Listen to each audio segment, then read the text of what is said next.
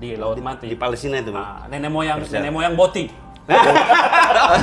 Sudah terpapar. Sudah terpapar. Sampai umur 50. Oh, 50. Yang terbanyak. Ngapain aja? Tatapannya beda gitu kan. Atau ngomong juga kelihatan nggak beda? Pertama itu, kedua perilaku. Atau kalau kaget begini ayam. Kan di antara orang yang seperti saya pun banyak yang ingin tobat, ingin kembali. Bagus kan kalau punya kesadaran begitu ya. Iya. Tapi yang saya nggak sanggup itu ketika datang serangan itu tuh. Keinginan itu, hasrat timbul itu yang lagi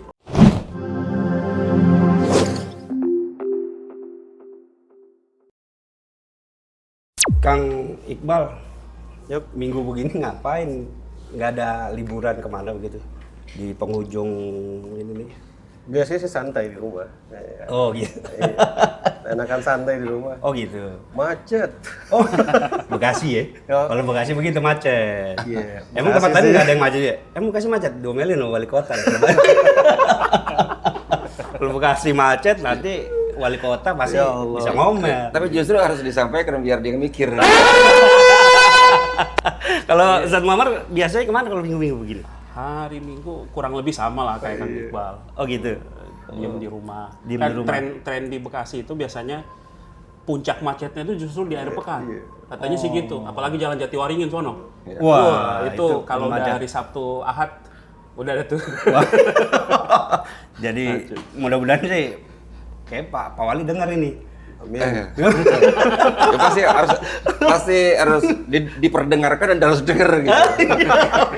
Kalau nggak diperdengarkan nggak dengar. Iya betul. Tapi ada berita yang cakep nih saya dengar dari Jalan Ratna itu. Oh. Gimana, Ki? Jati Kramat ya. Ah. Saya dapat informasi berita dan juga visual ya. Oke. Waktu itu beliau mendapatkan Pak Wali maksud saya mendapatkan tanah hibah dari sampingnya Jalan Ratna tuh. Oh. Katanya mau dihibahkan biar nggak macet nanti itu. Wih, itu dibagiin ke siapa, Ki? Dihibahkannya ke kota, wali kota. Oh, dari masyarakat, dari masyarakat. pemilik tanah itu. Saya dengar kabar itu. Ada visualnya tuh. Apa tuh? Itu keren tuh yang begitu tuh. Menarik juga. Berarti kalau dibahkan dari masyarakat ke Untuk kota. Luar biasa itu. Berarti orang kaya semua berarti orang Bekasi mah, masyarakat Bekasi berarti kalau. Cakep betul. Oke, baik. Ini ngobrol panjang lebar nih. Ini belum buka ini kita. Kang Iqbal, ya, Ustadz Muammar. Kita sapa-sapa dulu ya. Oke, siap. Ini seluruh masyarakat Kota Bekasi, khususnya anak muda, apalagi yang perempuan-perempuan nih, cewek-ceweknya nih, biar menarik, biar senang begitu ya. Mudah-mudahan enak ditonton. Oke, kita sapa dulu ya seluruh pemirsa di seluruh Indonesia, wabil khusus Kota Bekasi. Assalamualaikum warahmatullahi wabarakatuh. Warahmatullahi wabarakatuh. Mana suaranya nih penonton nih? Gimana nih? Jawab salam wajib hukumnya. Assalamualaikum warahmatullahi wabarakatuh. Waalaikumsalam warahmatullahi wabarakatuh. Kan kalau begini kan segar jadi enak ya. Yang teriak kenceng mau nikah itu.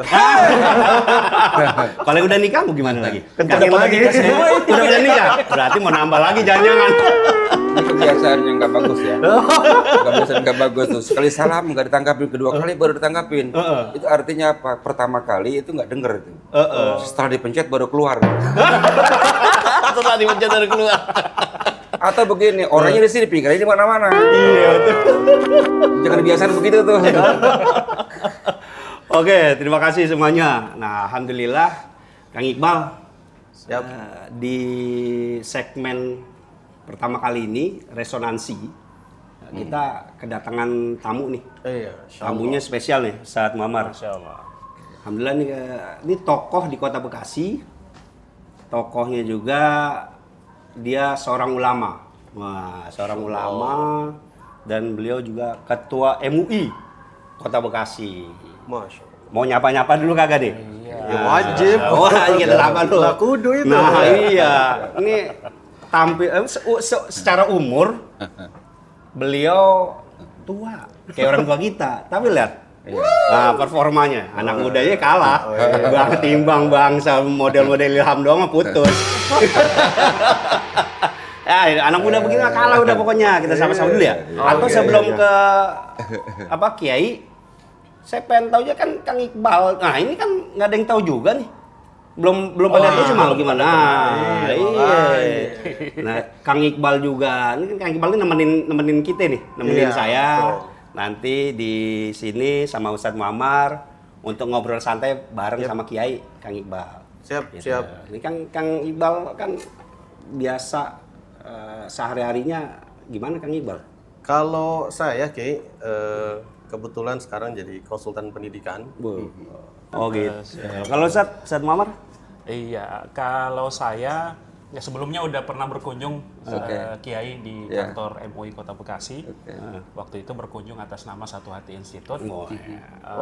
Keseharian memang diamanahkan untuk memimpin manajemen Satu Hati Institute sebagai direktur. Dan hari ini emang agak ini ya, agak suasananya agak beda. Biasanya kan kalau Ustadz tuh kalau dengar nama Ustadz tampilannya gimana gitu. Pakai sorban, Dengar Kiai pakai jubah, pakai gamis, pakai sarung gitu ya. Hari ini yang dipanggil Ustadz gini. Iya. Saya dipanggil kayak begini modelannya.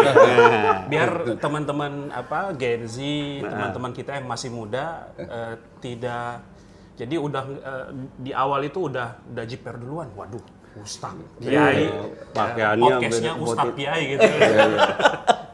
Masya Allah, Iya, alhamdulillah nih Ustadz Muammar hari-hari di Satu Hati Institute. Oh, insyaallah. Oke, kita tadi kan di awal sudah ngomong kita kedatangan tamu nih, Kang Iqbal, Ustadz Muammar. Tamunya spesial, seorang ulama di Kota Bekasi, Ketua Umum MUI Kota Bekasi. Kita sambut dulu aja ya. Ini ada Kiai Saifuddin Sirot. Kiai Saifuddin Sirot nih. Ahlan, masyaallah. Masya Allah. Nah, ini daripada kita ngenalin Kiai Saifuddin Sirot, yang enak mah biar beliau aja langsung ya, kenalin diri ya. Iya. Itu kali ya, Kiai. Oke, siap. Iya. Ya. Kalau Apa iya, nih? Kiai hari-hari di mana? Gitu ya. Dulu memang kan Kiai kan putra. Nah, kebetulan Kiai Saifuddin Sirot ini putra asli. Masya Allah. Putra asli Bekasi. Nah, jangan macam-macam ente, Ustaz. Yang bukan orang Bekasi awas. Banyak orang clear, banyak orang terkecoh itu. Heeh. Oke, Tapi Ustaz. sebenarnya sedaerah saya sama sama Kiai. ya? Oh. Rumah di Jatisari Kiai. Nah, iya, jadi Oh, sama-sama Jati. sama-sama satu keluarga. Sama-sama Jati. Mungkin sekali Ustadz Muammar kali ngobrol kali sama Kiai sama-sama orang Jati Asih. Iya. Tadi udah diminta Kiai buat kenalin Gitu. diri. Kita dengerin dulu perkenalan Oh, Kiai. iya. Silakan Kiai. Dari mana nih mulainya? Pendidikan apa? Ya, nama dulu pendidikan Kiai. Saya, nama orang tua saya itu ngasih nama saya Saifuddin. Iya. Karena orang tua saya Sirojuddin, jadi diambil tuh kepala nama orang tua, jadi Saifuddin Sirot. Oh. Sampai hari ini. Jadi nama itu sungguh mempengaruhi karakter, kata orang tua. Iya. Nggak tahu karakter saya kayak apa. Ya beginilah kira-kira gitu. Iya. Dan saya sejak tahun 73 saya sudah pesantren ke Cilengsi itu. Lepas SD tahun 76 tahun 70 ya, 70 saya SD, lepas 76 lepas SD saya. Lepas SD 76. Nah, Lulus Ustadz Muammar lulus udah, SD. udah ada belum di sini? Direncanain aja belum? 76 udah lulus SD tuh. Masih tahap niat. Kang Iqbal ya belum ada itu. Belum niat lahir di itu. dunia. Baru niatin orang tuanya Kiai. Terus? Nah, saya pesantren di Cilengsi 3 tahun, itu tahun 79. Oke. Cilengsi di Bogor itu. Jadi saya keluar dari SD itu langsung pesantren. Namanya pesantren Anizomiyah di Cilengsi 3 tahun. Sampai 79. 79 saya kemudian kata orang tua saya, kamu ke Gontor deh. Masya Allah. Tahun 79 bayangkan Bekasi kayak apa 79. Belum ada listrik itu. Tanah masih merah itu, jalan kaki itu kalau musim hujan tuh dibel sebut orang Bekasi. Berangkat ke Gontor saya 79. Bulan Agustus saya ingat waktu itu. Daftar 18 Agustus saya. Kalau kayak bentar nih, tadi kan kayak nyebutin dibel. Nah, ada yang tahu kagak dibel. Nah, kalau orang Bekasi bilang dibel blok. Blok. Jadi Wah, kaki belum kita ada tuh aspal tuh. belum ada Di aspal. Bekasi belum Belum ada ada aspal. aspal. Nggak ada cor-coran gini, nggak kenal kayak dulu cor-coran. Nggak ada. Makanya jalan dibel. Oh, kalau kata bocah Bekasi dibel. Hujan, Ujung kalau aspal hujan. berarti belum ada juga tuh. Belum mau. Belum ada. Harapan kan ya? Kendaraan itu masih oplet waktu itu. Oplet. Oplet itu. Kalau sekarang kuasi. Oplet. Nah, dari 76 saya ke Gontor tahun 79, berangkat ke Gontor 79 sampai 84. 85 saya keluar dari Gontor. Langsung saya pindah ke Tebuireng. Oh, Gontor ke Tebuireng. Belajar kitab saya di sana. Tebuireng. Nggak kaleng-kaleng. Gitu. Sampai 88. Sampai 88 saya selesai. Itu waktu 88 itu sarjana muda akhir tuh, BA. Lebih. Zaman dulu ada BA itu. Apa itu, Bea? Bachelor of Arts. Oh, Bachelor of Di, Arts. di belakang nama biasanya kan ada, Iya. ya kan? BC. BA. BA itu Bachelor of Art itu. Itu BA. apa sekolahnya kalau Tingkatan. Sarjana. Sarjana muda. juga. Sarjana muda. AMD ya kalau itu ya? D3 itu kan? Bukan. Bukan? Sebelumnya jauh. Oh, gitu. Jadi namanya BA. BA. Pokoknya yang pakai gelar BA itu biasanya orang dulu. Iya, orang dulu itu. Oh, Namanya jadul. orang jadul. Makanya waktu itu dikasih nilai, selama 1 tahun supaya BA-nya hilang, jadi dokter Andes. Oh. Nah, Oh, saya BA terus jadi dokter Andes. dokter Andes. Nah, saya ke Ampel tuh ke Ampel Surabaya. Setahun saya di Surabaya. Oke, 89 pulang. siap. Nah, itu kira-kira pendidikan gitu. 89 inilah balik lagi ke Bekasi. 89 pulang ke Bekasi. Udah ngeboyong nggak? Iya. Boyong dari sana. Kan apa? Apa nih bilang udah, Sat? Pasti ngeboyong nih, gue curiga. Lama di sono bertahun-tahun. Iya. Masa ya kagak ada yang disayang? Yang diboyong anak kiai juga kan? Iya juga. Masa kagak ada yang disayangin orang bertahun-tahun di sono. Set dah ilok. Terus ya di sini tapi 89. mohon doa. Gimana, Beliau, saya ditinggal beliau 2 tahun. Oh. Udah Ya, ditinggal mudah-mudahan oleh almarhumah ya. dalam bahasa mendapat yang terbaik. Alhamdulillah. Iya, iya, iya. Ya, sekarang saya dengan anak-anak saya ya sambil mengabdi kepada Kota Bekasi lah. Melalui Majelis Ulama Indonesia. Mas, 2 tahun Kiai udah ditinggalin sama almarhumah coba. Ente, ya. Biasa nih teman-teman jangan-jangan ke tanah belum kering aja. Nah, udah kawin lagi ente biasanya begitu ya. Belum kering aja biasa nih orang-orang tuh pasti pengen kawin lagi. Lah Kiai udah 2 tahun. 2 tahunnya masih sendiri nih. Masya Allah. Karena Luar Rasulullah biasa. kan 2 tahun kan. Nah. Setelah ditinggal Siti Khadijah kan, Siti Aisyah. Oh iya. Ya Oh, kan 2 tahun. Terus berarti setelah 2 tahun Kawin ya, ya. Oh gitu. Terserah yang Maha Kuasa. Masya Allah. oh gitu. Nah, itu kira-kira gitu. 89 ya, berarti di Bekasi lagi balik. Bekasi, pesantren, Sirajul Munir, sampai hari ini. Dan ya sekarang hari-hari saya di MUI. Sama di pesantren ya Sama kayaknya. di pesantren, sama di Majelis Taklim, ya, sama Islam, ya udah kita gabung sama-sama. Bekasi itu siapa yang nggak kenal Sirajul Munir, termasuk salah satu pesantren yang tua tuh. Tahun 89 kita dirikan 89 sudah ada pesantren di Kota Bekasi. Bahkan stasiun Jatinegara aja dulu ini kan jalan Bekasi Timur. Bekasi Timur, Ya? Iya, betul. iya kan? Saking Itu luas terminal itu. Pulau Gadung itu tempat saya ke Gontor itu kalau gitu.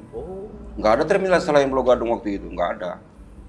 Cuma 1 terminal waktu itu. Dan konon katanya di Bekasi nggak ada pohon, Kiai. Adanya puun.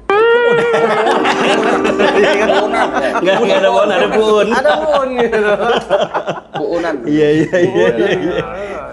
Berarti sekarang udah aktivitas sehari-hari di MUI. MUI. Dengan kawan-kawan di Ormas Islam Sekota Bekasi, termasuk di Matlaul Anwar ini lebih Yeah. itu Oh gitu. Tanya ini KPKPC apa KP Matlaul Anwar bukan?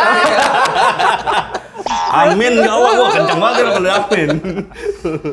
Tapi jangan banyak-banyak nongkrong kafe, Kiai. Siap. Iya. Dan banyak yang lain, banyak yang aneh-aneh juga banyak kafe mah. Nah, ini kayak ini apa? Kan kalau kita ngomongin Bekasi kan salah satu yang lagi mencuat tuh di Bekasi. Pada banyak yang ngomongin soal angka 5.000 apa 6.000 tuh. Apa tuh? Yang kasus LGBT kayak. Oh, Nah, oke. ini kan dan terbaru kan ada info juga kalau di Kota Bekasi sendiri sedang digodok tuh ada raperda untuk bagaimana kemudian ini bisa disikapi dengan arif dan bijaksana sesuai dengan norma adat dan budaya yang berlaku di masyarakat dan norma agama tentu saja. Nah, tanggapan dari MUI seperti apa, Kiai? Waduh, ini ceritanya panjang kalau masalah LGBT ini ruwet dan panjang dan betul-betul memang harus dibahas tuntas ya. Jadi dari mana kita menyikapinya atau membedahnya LGBT ini ya di Kota Bekasi itu. Dari sisi agama, dari segi historis. Ini kan panjang gitu kan, bahasa sangat luas sekali.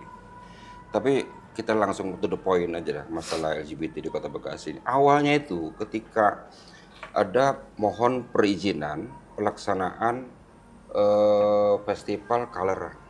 Coloran. Pertama itu. Coloran. Saya pikir, saya kan nggak ngerti, Don, apa itu Coloran itu? Dari Kesbangpol mengundang kita, kasih tahu masalah mau dilaksanakan festival Coloran di Sumarekon. Maaf, tahun berapa, Kiai? Tahun 2000 Kemarin 25 kemarin. 2000 kemarin awal ya. 2025 awal. Ya. Saya kan nggak ngerti apa ini Coloran nih. Kalau bahasa Inggris Coloran itu kan warna-warni yang lari ya. Warna-warni yang lari. Bisa. Color kan warna. Warna lari. Warna yang lari-larian.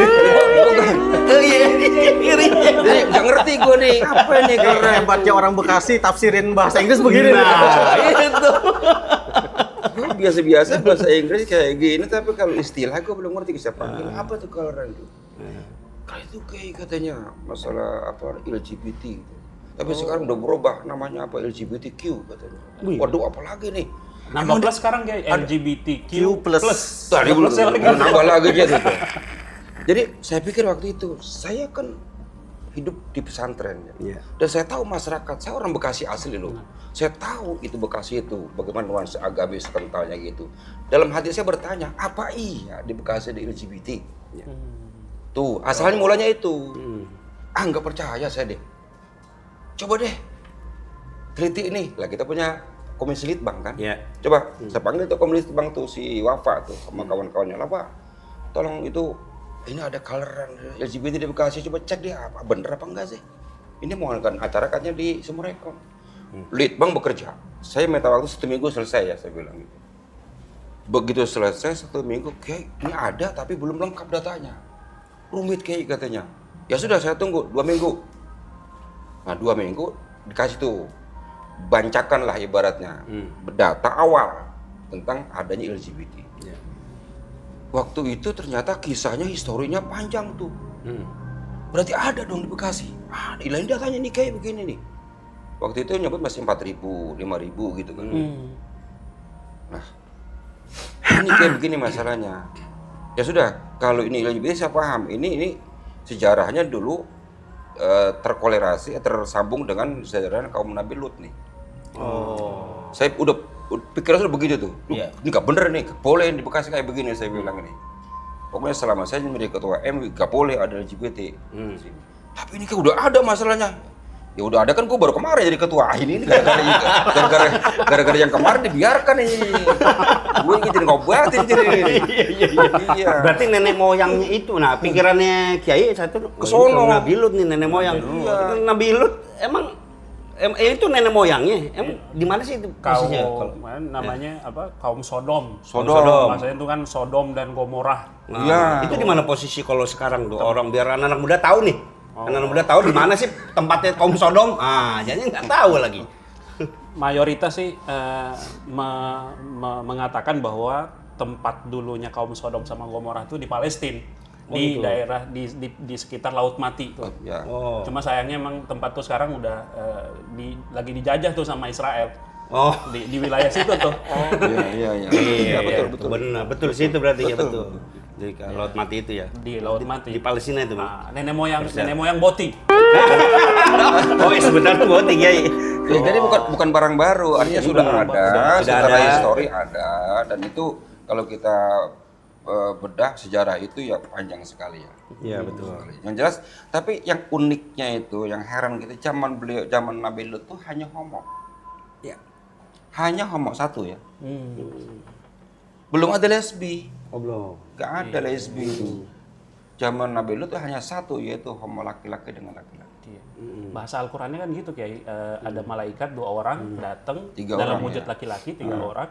Kemudian kaumnya Nabi Lut pada Iya, mendor-mendor keluarin gitu. Iya. Nabi Lut kan nawarin, ini gua punya anak 3, ada 2 orang perempuan semua. Anak gua aja. Enggak, yang laki. Gitu. Oh, malah pengennya yang laki. Pengennya yang laki. Awas itu hati-hati. Mana kalian? Hati-hati. Boh, ente. Ente enggak kan? Nah, jadi lanjut dari litbang tadi tuh ya. Aman-aman. Dari litbang berarti kita punya data nih. Berarti bener dong ada kisah begitu. Udah, akhirnya saya rapat dengan Pakas Bangpol, Pak Nesan waktu itu. Oh iya. MUI tidak mengizinkan, saya bilang gitu. Oh. Titik. Akhirnya kan nggak terlaksana. Ya. Alhamdulillah. Kegiatannya tuh ya? Alhamdulillah. Nggak terlaksana. Alhamdulillah dah. Kagak dapat izin ya. Orang MUI kampok gitu. Itu kalau seandainya diizinin itu gimana, Ge? Waduh, yang kena MUI Nah, itu. iya. Umat Islam sebanyak 2.400.000 orang yang Lah, kena. kayak Syabudin Syural ketamparin sebagai ketua MUI. Ketua MUI saat itu kalau diizinin, wah. Tapi Set. memang ada nggak Kiai anak-anak itu usia berapa Kiai? Nah, kita tindak lanjutin data itu. Ya kan? Data yang mencuat sekarang ini, yang terkini itu 6.000 datanya. Masya Allah. 6.000 itu terkonfirmasi. Datanya by name. By name? By name. By name. Wow. Ya kan? Keren. Ini 6.000 Ada nih. Punya ya. member berarti. Ada yang mau gini. ikut. Sekarang kalau kita analisa ya, data 6.000 sedang sementara ini LGBT kategorinya kategori privasi kan. Iya. Orang nggak semuanya ingin diketahui. Betul. Kalau punya penyakit LGBT itu. Ini yang ketahuan saja ya, yang terdeteksi 6.000, apalagi yang tidak Terdeteksi. Jadi ini gunung es. Oh. Bahaya Kota Bekasi. Usia-usia anak sekolah gimana Nah, tuh Kiai? Kemudian diklasifikasikan nih dari data yang ada diklasifikasi itu dari tingkatan umur kelas 2 SMA SMK Oh. sudah terpapar Sudah terpapar. sampai umur 50. Oh, 50. Yang terbanyak Ngapain aja? 50. Waduh. yang terbanyak itu umur-umur 19 sampai dengan 32. 30. Usia SMP ada? Itu yang SMP ada. Itu yang SMP rekapnya nggak begitu banyak. Berarti SMA. Yang paling banyak mulai banyak itu dari SMA kelas 2. Kelas 2. Dari SMA jenis kelas 2. dari jenis antara laki-laki hampir imbang. Oh gitu Kiai. Hampir imbang. Jumlah antara laki-laki dan perempuan hampir imbang. Nah, lihat dari peta angka, ini generasi produktif loh Iya, betul. yang terkena bahayanya. Lah umur 19 sampai 32 bayangkan. Sudah masuk lingkungan LGBT. Luar biasa. Ini siapa? Bahkan dari pendidikan bicara LGBT tadi Kiai nyampein usia paling banyak yang terjangkit LGBT di usia produktif. Ini kan kita dari sisi pendidikan juga bicara generasi emas 2045 kan. Indonesia tuh pengen ngejar itu. Tapi kalau generasi yang sekarang mikirin jadi penyimpangan gitu. Menurut Kang Iqbal gimana? Saya minum dulu. Oh, Kawan panas juga. panas. Iya karena kan dia praktisi pendidikan juga ini, Kiai. Iya. Tanggung jawab ini kayaknya. Nah kalau beliau jawab panas apalagi ini panas semua. Apalagi ini ulama. Waduh. Yang pertama sih kita terima kasih banget ya. Iya. Kita punya ketua MUI yang luar biasa peduli, bahkan punya datanya by name ya. Baiknya. Ya pasti ada sebuah evaluasi besar ya ke kami sebagai praktisi pendidikan atau kami sebagai orang-orang yang diamanahi menjadi pendidik gitu kan, pendidik.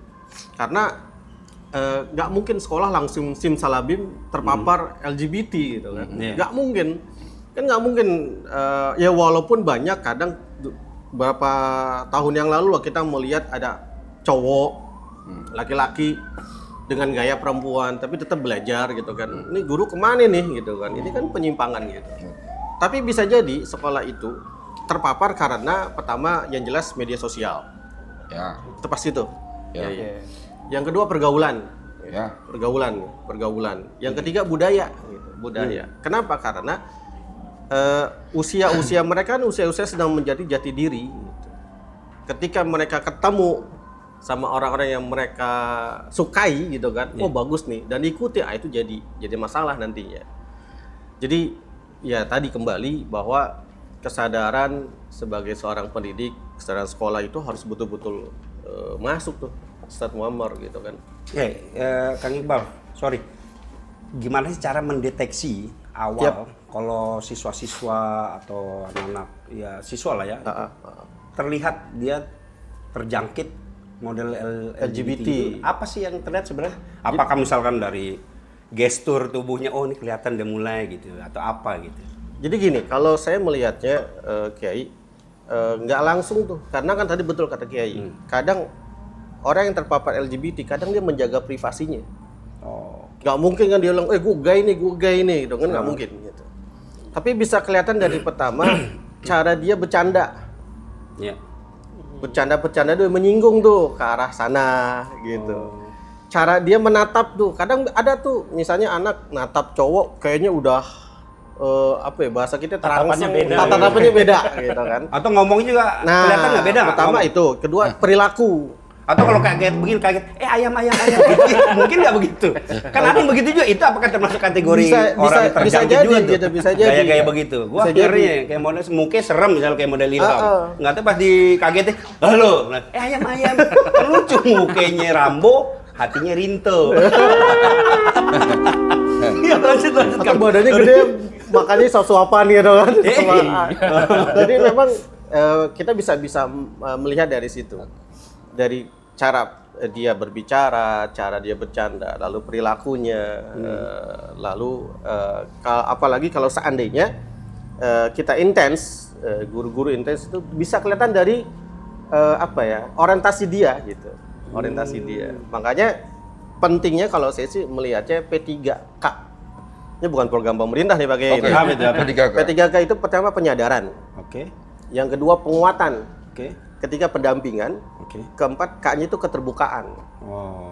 Jadi ketika itu dilakukan, itu bisa jadi insya Allah bisa menurunkan angka LGBT kan yang 6.000. Kenapa? Karena tadi gitu, anak yang terpapar LGBT, gitu, ketika respon gurunya buruk misalnya, dia akan merasa udah jauh lah gitu. Padahal kan yang kita selamatkan orangnya kan, gitu. Kita benci bukan orangnya, tapi kita benci perbuatannya gitu. Kita ingin nyelamatin dia gitu. Sorry, saya potong nih. Ini kan kalau di sekolahan itu, Kang Iqbal, ini sebenarnya tanggung jawab siapa sih? Kan kalau di sekolah itu kan kita punya namanya BK ya.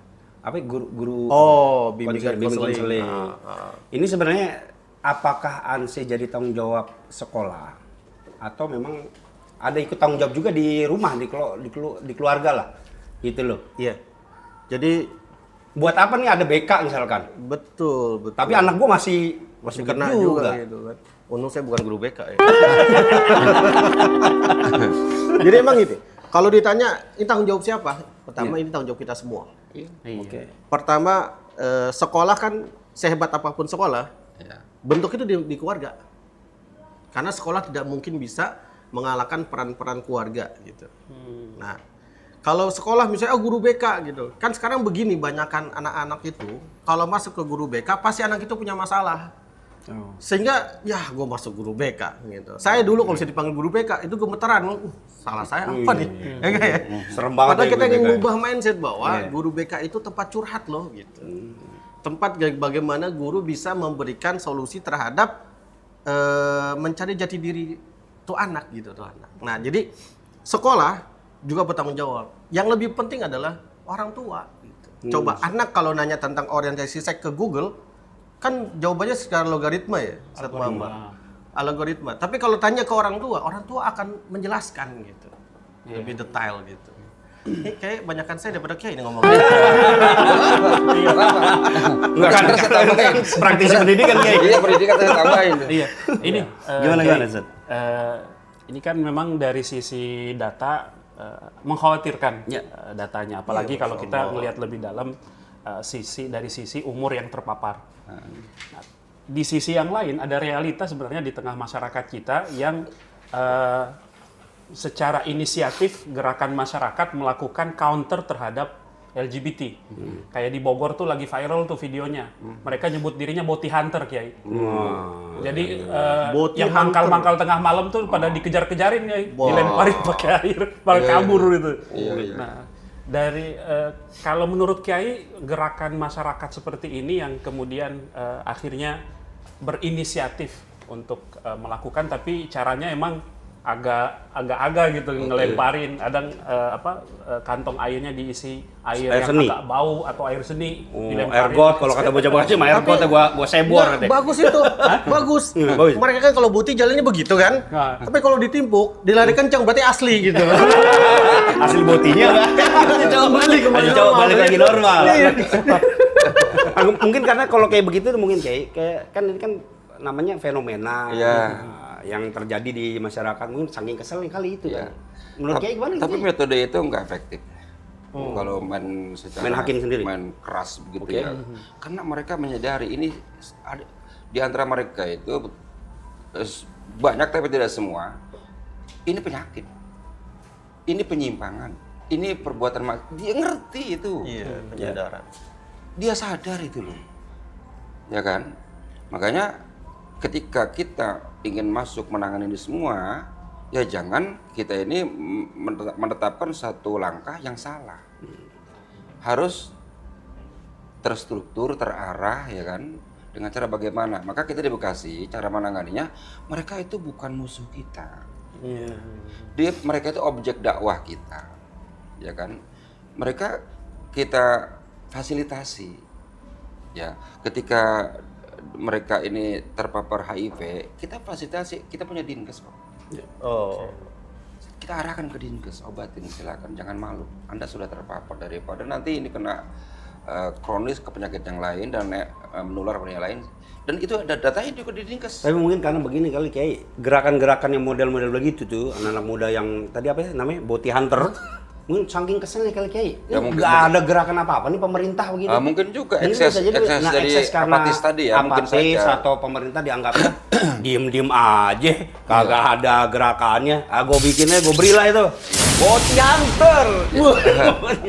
Kita juga nggak bisa menyalahkan mereka juga. Tapi kalau menurut kita ini kurang efektif yang seperti itu. Untuk Bekasi kita masih banyak pilihan jalan lain, ya kan.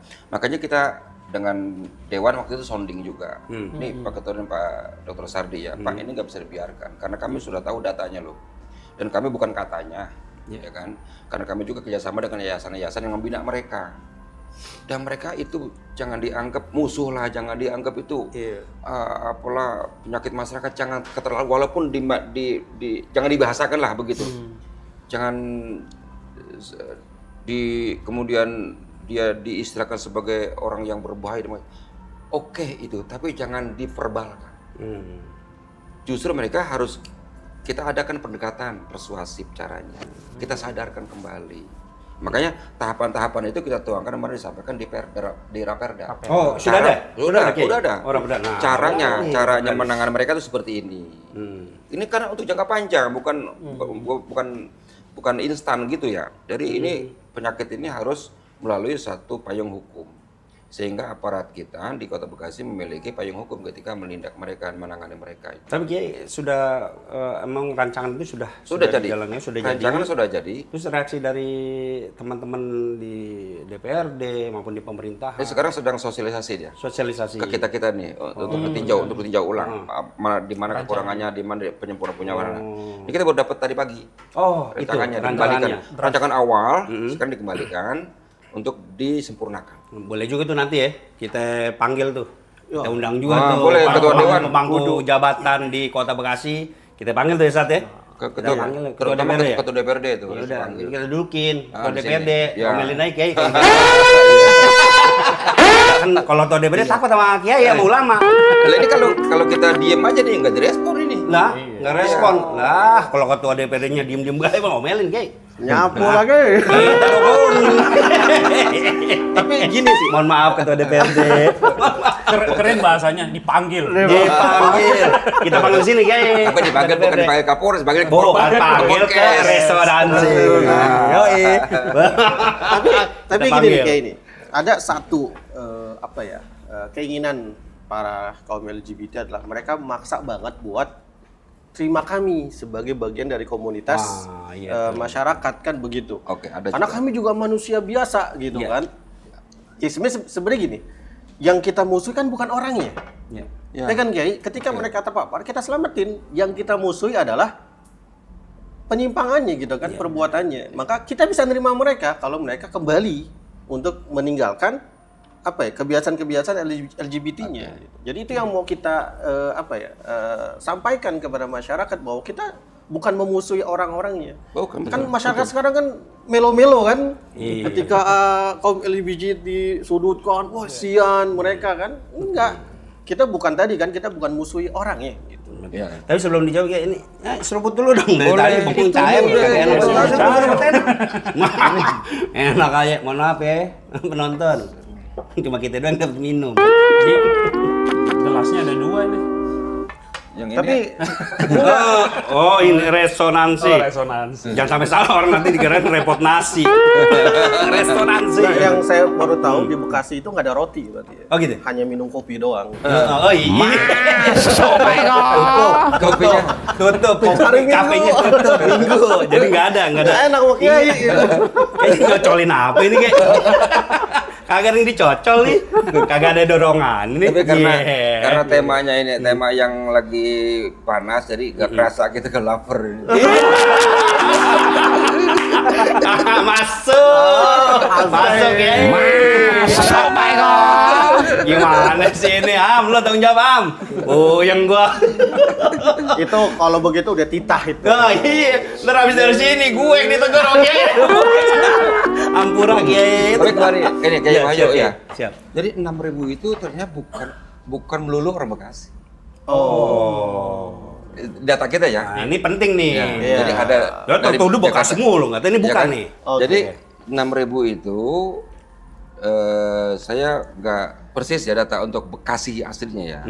Tapi karena memang kita kerjasama dengan yayasan ya, yayasan yang menangani tentang LGBT tadi, yayasan itu juga persuasif menangannya, yang kena HIV diobatin, yang ada pembinaannya kan ya, terus ada penyadarannya, ya ada konselingnya sudah ada nih prosesnya. Cuman mereka bergerak sendiri-sendiri. Oh. Jadi ada yang unik, Saya nemu sendiri masalahnya ketika saya didatangin oleh waktu itu kita undang ke MUI 18 orang waktu itu. Satu orangnya itu ngobrol dengan saya. Pak Ustadz katanya, saya nih pengen taubat. Itu yang saya bilang umur 50 tadi itu. Oh. Dan saya sadar ini maksiat ini. Karena Ini udah dosa. mendekati umurnya kayak. Mungkin. Iya. Jadi sadar saya mau taubat. Gocap. Ya, jadi kami ini jangan dikonotasikan seperti itulah. Kan di antara orang yang seperti saya pun banyak yang ingin tobat, ingin kembali. Bagus kan kalau punya kesadaran begitu ya. Iya. Tapi yang saya nggak sanggup itu ketika datang serangan itu tuh. Keinginan itu, hasrat timbul itu yang lagi Serangan itu maksudnya gimana? Serangan. Keinginan untuk melakukan lagi. untuk melakukan lagi. Nah, itu yang Itu dia Nyandu berarti ya? itu, seperti dia itu berjuang keras bagaimana caranya supaya nggak kembali. Nah, dia ingat ayat Al-Quran, dia ingat pengajian, itu bisa mengurangi katanya. Makanya di Raperda kita cantumkan antara untuk jangka panjangnya itu Ustaz Komar, Iqbal. Itu antara lain di Kota Bekasi kita minta nih melalui Perda ini ada pelajaran lokal. Kalau pelajaran lokal selama ini kan kebijakan yayasan. Iya. Ya kan ada 3 pelajaran biasanya, ada 6 pelajaran kan tergantung yayasan masing-masing kan. Pelajaran lokal namanya. Tapi yang kita minta pelajaran lokal bukan tingkat lokal, pelajaran lokal tingkat kota. Oke. Di Kota Bekasi memiliki pelajaran lokal tingkat Bekasi bukan tingkat yayasan. Jadi se-Bekasi berlaku. Gitu loh maksud kita. Ditangani oleh Disdik. Dinas Pendidikan. Jadi, nah itu kurikulumnya nanti kita bentuk. Itu usulan kita itu. Nah, ini menarik ini. Untuk di pendidikannya. Itu tadi memang saya mau nanyain begitu tuh. Jadi ada kolaborasi antara pemerintah kota dengan MUI bahkan seluruh Satuan pendidikan. Satu pendidikan yang di Kota Bekasi ya, wajib ada pelajaran tentang ini nih. Nah itu bisa nanti kayak SHI itu bisa tuh. Masuk. Satu hati institut itu kan ada pelajaran. Misalnya tentang kayak gini nih kan, kalau di Jawa Barat itu ada bahasa Sunda. Nah, contohnya kayak gitu. Itu Sunda. lokal kan? Mulok. Itu bisa jadi ada satu pelajaran. Jadul Jangan bukan umur Kiai. Sekarang udah mulok ya nih. Muatan lokal. Aduh. Gua ketahuan ya, gua malu.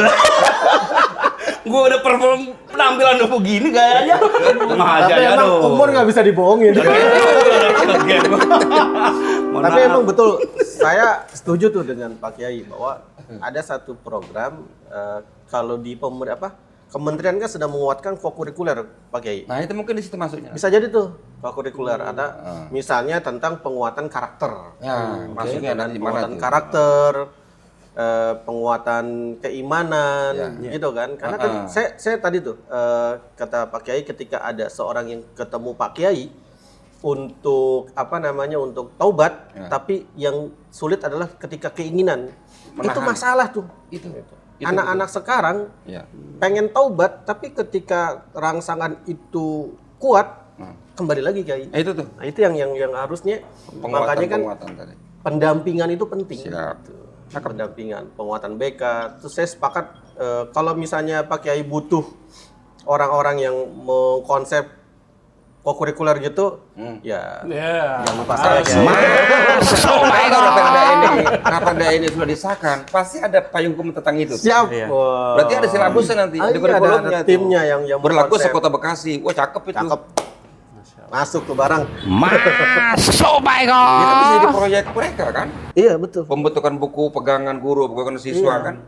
Secara Ngeling juga tersistematis. sama nasional kan yang sekarang pendekatan kurikulumnya kan pendekatan penguatan karakter. Iya. Biasanya kan pembelajaran mendalam, deep learning. Ada joyful, meaningful, apalagi satu. Joyful, meaningful, meaningful. Oh, Tapi nanti ada stressing masalah ini nih yang Iya, kita bahas. Betul. Jadi nggak ngawur jauh. Nggak terlalu mulai. Begini, tapi kan tadi yang kita ngobrolin kan dari tadi yang saya perhatiin obrolan cuma hanya pelakunya nih kayak anak-anak remaja. Ada nggak sih edukasi terhadap orang tuanya? Nah, gimana tuh coba? Kalau praktisi pendidikan nih, di kalau Kang Iqbal. sekolah kan begini, kekuatan atau keberhasilan sebuah pendidikan itu tidak mesti harus dari sekolah, tapi juga dari rumah. Oke. Hari ini anak-anak itu kehilangan sosok ayah. Ayahnya sibuk, Fatherless ya. fatherless gitu.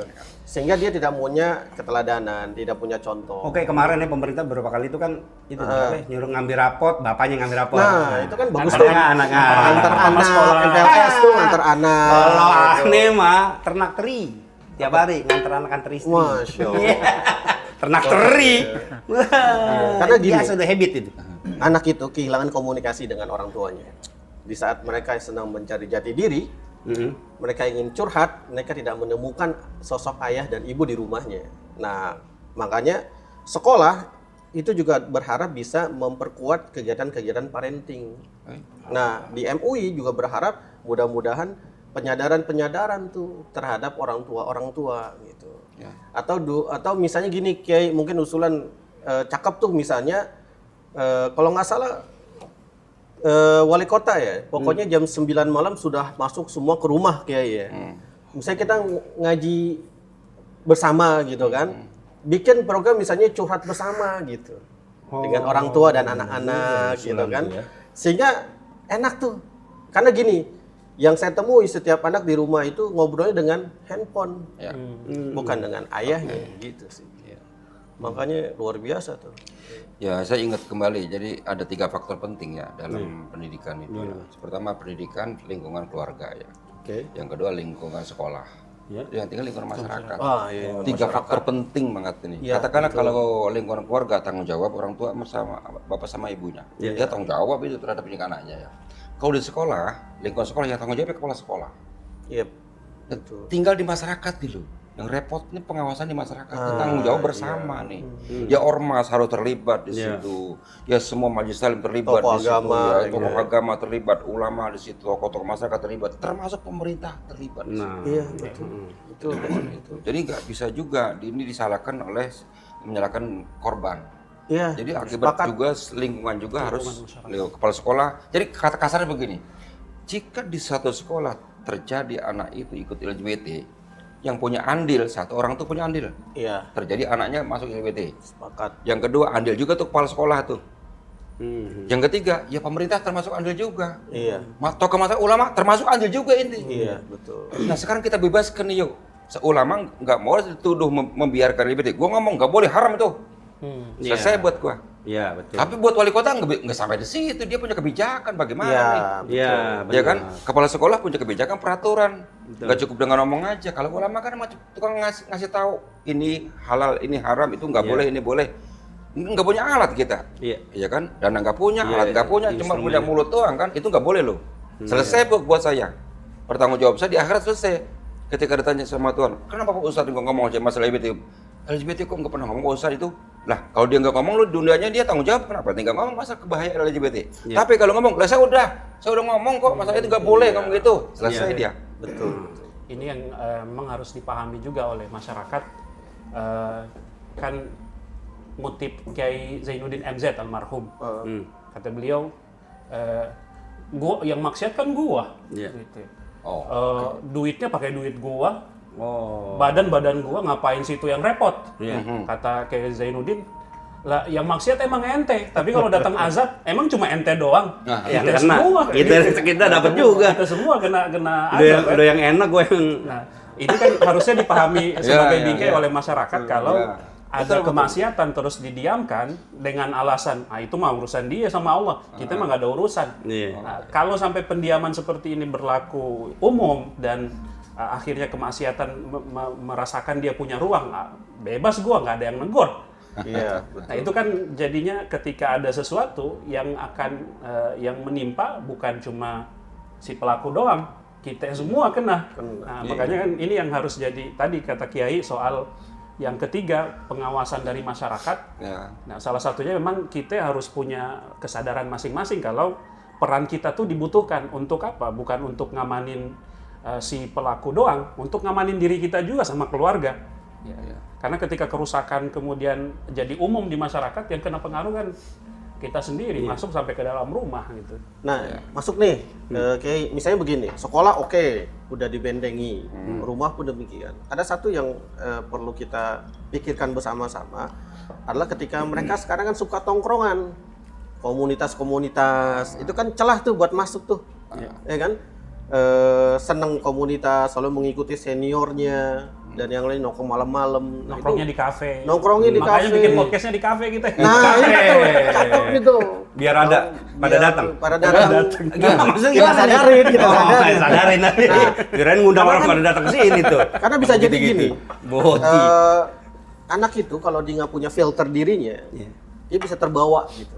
Ketika dia nongkrong di teman-temannya, misalnya diajak gitu. Kayak beberapa kasus saya melihat misalnya mereka itu terpapar ketika mereka seneng gaul nongkrong gitu kan. Apa namanya, ikut-ikutan teman-temannya gitu. Nah, ini kan perlu kita waspadai gitu kan, waspadai. Artian di keluarga anak-anak itu disadarkan, dia harus bangun filter, di sekolah pun demikian. Nah, harapan besarnya mungkin di masyarakat nih, satu Muammar gitu kan. Gimana caranya agar itu betul-betul menjadi sebuah kolaborasi yang bagus lah. Memang saya senang terkait masalah regulasi tadi kayak Raperda tadi. Iya. Kayaknya memang harus kita masuknya itu ke penting. itu ya. Karena biar gimana tadi yang dikatakan sama Kiai tadi ya. Doa udah. Iya. Ngasih tahu udah bahwa itu halal atau haram. Nah kalau nggak diperkuat sama urusan yang namanya undang-undang, peraturan, nggak bisa. Iya Kiai ya? Ya. Nah itu sejauh mana sampai mengawal MUI mengadvokasi terkait masalah LGBT ini, mulai dari tadi persoalan peraturan atau rancangan undang-undangnya. Ya. Yang jelas rancangan undang-undang ini komprehensif ya. Ya. Ya, jadi dia menyeluruh dan masukan-masukan dari MUI sudah kita sampaikan.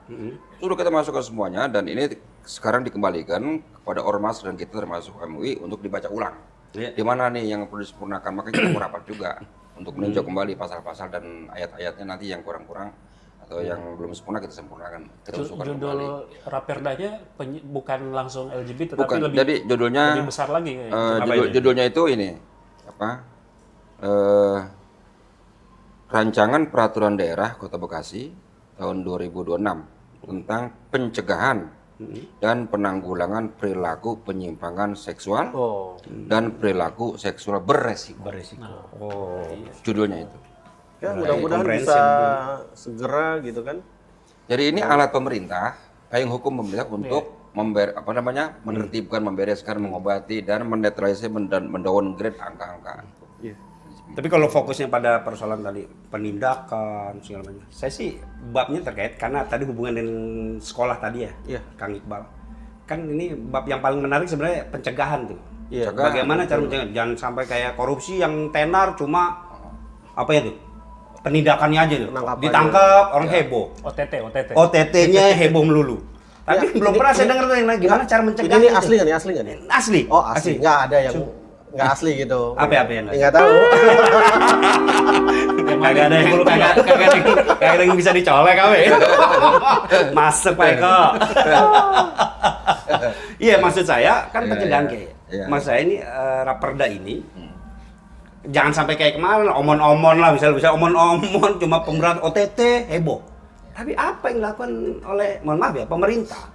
Pencegahannya apa sih supaya perilaku tadi nggak ada penyimpangan? Kan harus dilakukan. Jadi rambu-rambunya dilakukan tuh. Oh begini, nyegahnya caranya begini, nggak boleh begini, nggak boleh begini, gitu. Kayak misalkan itu kan yang pemerintah sudah lakukan ya, nggak boleh, misalnya contoh ngerokok di tempat yang dilarang. Ada ruangan khusus gitu. Masuk Pak Eko, asam-asam. Kalau deteksi awal ya, yang sekarang ini yang tempat-tempat yang potensial, mereka itu pertama ya di bola sodok, apa namanya itu? Biliar. Yang kedua gym. Yang kita kategorikan rawan ya. Kemudian apartemen. Iya. Ya kan? Apartemen. Deket di sini. Iya. Kafe juga ada, kafe gitu. Nah, itu tempat-tempat yang sangat potensial untuk dimanfaatkan mereka. Kembali sih, Kiai. Jadi kalau tadi bagaimana peran sekolah gitu kan. Tadi kalau saya mengusulkan tadi P3K itu, pertama penyadaran. Sadarkan anak-anak kita bahwa tidak hanya fokus kepada apa sih LGBT, tapi dampaknya gitu. Dampaknya nih misalnya, kan kayak sekarang nih, banyak anak-anak yang pola hidupnya nggak bagus. Akhirnya apa dampaknya? Di usia produktif mereka kena yang namanya diabetes. Usia-usia mereka yang harusnya mereka punya produktif yang luar biasa, akhirnya kena diabetes yang akhirnya pusing mikirin tiap bulan cuci darah. Anak harus sadar seperti itu gitu, penyadaran. Setelah penyadaran, kita kuatkan mereka gitu, kita kuatkan lagi. Kenapa? Karena bisa jadi ada yang terkena lalu merasa minder. Nah, kita kuatkan. Tadi iklan kita adalah kita tidak memusuhi orangnya. Kita nyelamatin gitu. Yang ketiga pendampingan. Kita perlu pendampingan karena berapa banyak anak-anak yang terpapar, dia sadar tapi dia nggak didampingi. Yang dampingin apa? Ya itu orang-orang LGBT-nya kan lebih parah lagi. Gitu. Yang keempat keterbukaan. K-nya itu keterbukaan. Kenapa? Banyak anak-anak sekarang yang nggak mau terbuka. Mau sini sekarang kok suka ya dengan sesama jenis misalnya begitu. Nah, ketika dia terbuka, nah maka kita, apakah orang tua, sekolah tidak langsung menjas, oh nggak boleh, tapi diarahkan. Karena bisa jadi itu karena faktor media sosial, lingkungan dan yang lainnya. Gitu Kiai. Tapi pondasinya yang kayak Kang Iqbal sampaikan tadi soal benci perbuatannya, jangan benci pelakunya. Banyak yang nganggap kayaknya susah deh masa ngebenci perbuatan tapi nggak benci pelaku. Gitu. Nah, dalam hal ini Umar bin Khattab, ya, pembebas Al-Aqsa, beliau dalam momen itu pernah menyampaikan gini, saya merasa bahwa konsep membenci pelaku, membenci perbuatan tanpa membenci pelaku itu nggak mungkin. Sampai saya sadar bahwa saya melakukan itu pada diri saya sendiri. Bahwa ketika saya melakukan maksiat, saya nggak benci sama diri saya sendiri kok. Jadi kan orang nganggap perbuatan sama pelaku itu satu paket. Iya, betul. Kata Umar bin Khattab, kita tuh ngelakuin itu sama diri sendiri loh. Kita bikin maksiat, kita benci maksiatnya tapi nggak pernah benci diri sendiri kan. Iya. Nah, jadi sebenarnya konsep itu dasarnya sudah ada, Iya. mungkin dilakukan, tinggal memang pendekatan teknis Ya. dan secara strategis kan dengan bingkai tadi ada aturan dan seterusnya, Betul, sehingga ini bisa berjalan baik dari sisi program maupun program secara formal yang dituangkan oleh pemerintah atau yang tadi lewat Disdik, ya. Dan juga program yang non formal. Dan ini juga harusnya dipikirin sama orang tua gitu, punya program khusus di rumah untuk mencegah ini supaya nggak masuk ke dalam rumah dan tidak menjangkiti anak-anak yang ada di dalam rumah gitu. Nah, ada satu hal, jalan untuk masuk LGBT adalah di handphone. Ini kan bahaya kan? Ya, sekarang kan anak-anak kita itu yang menjadi kebutuhan pokok sekarang bukan nasi yang lainnya, colokan. Jadi mereka kalau mana-mana Colokan sama wifi. Ada wifi. Ada wifi, ada colokan. Orang tua itu harus akrab dengan mereka, tidak hanya akrab dengan karakter, tapi akrab dengan bagaimana karakter mereka terhadap handphone. Maksudnya orang tua harus tahu anak-anak itu menggunakan handphone itu buat apa? Karena mereka bisa main HP di kamar sendiri gitu kan, tanpa dampingi orang tua. Tapi ketika orang tua tahu lalu disadarkan, insya Allah mereka menganggap bahwa HP ini, ya kita nggak mungkin kan anak itu meninggalkan HP gitu. Kita aja kalau ketinggalan HP pasti baik lagi kan gitu. Tapi bagaimana kita bisa membuat anak itu punya filter agar ketika dia menggunakan HP dengan yang bijak. Yang kedua, dia harus punya filter ketika masuk ke sosial media. Ketika ada orang-orang yang nggak kenal gitu kan, sosok kenal, PDKT, harus filter. Karena kalau kayak begitu, dia mulai terbuka, terus mulai perkenalan, nah itu udah mulai jalan masuk untuk LGBT. Itu Mungkin ada ide apa usulan tadi, ada gerakan apa gitu. Kan kalau dulu pernah ada yang jam berapa tuh matikan handphone gitu ya. Kalau saya dulu pernah punya program namanya No Gadget No TV, Kiai. Jadi dalam 1 bulan ada seminggu itu semua orang tua dan anak-anak itu tidak menggunakan gadget dan tidak menggunakan TV.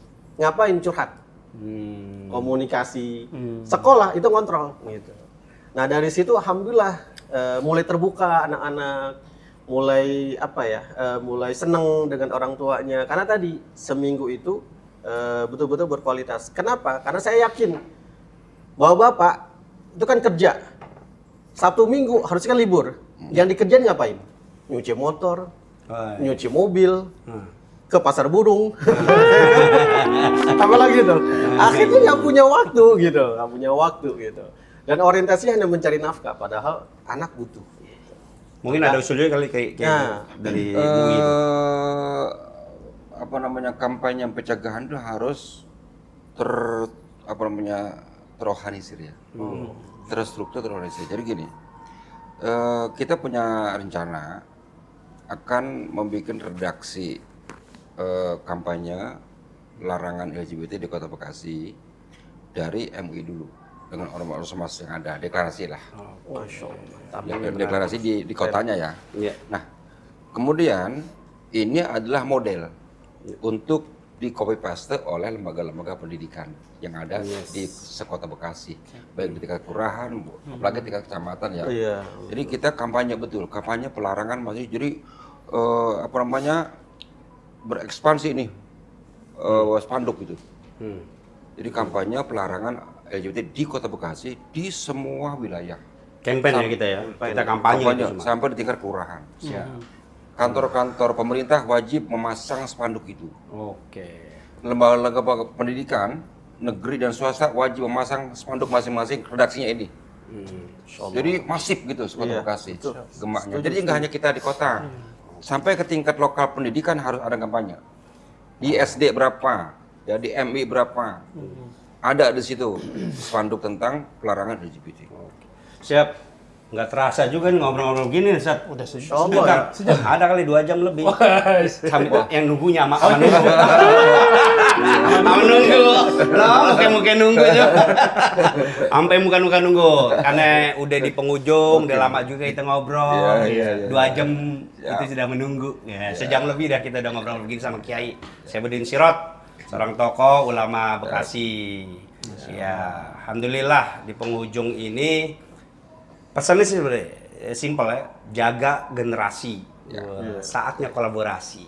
Wah, Oke, itu menarik juga tuh. cakep Jaga tuh. generasi, saatnya kolaborasi. Gitu ya seluruh elemen. Uhuy. Iya. Oke. Ada Iya. iya.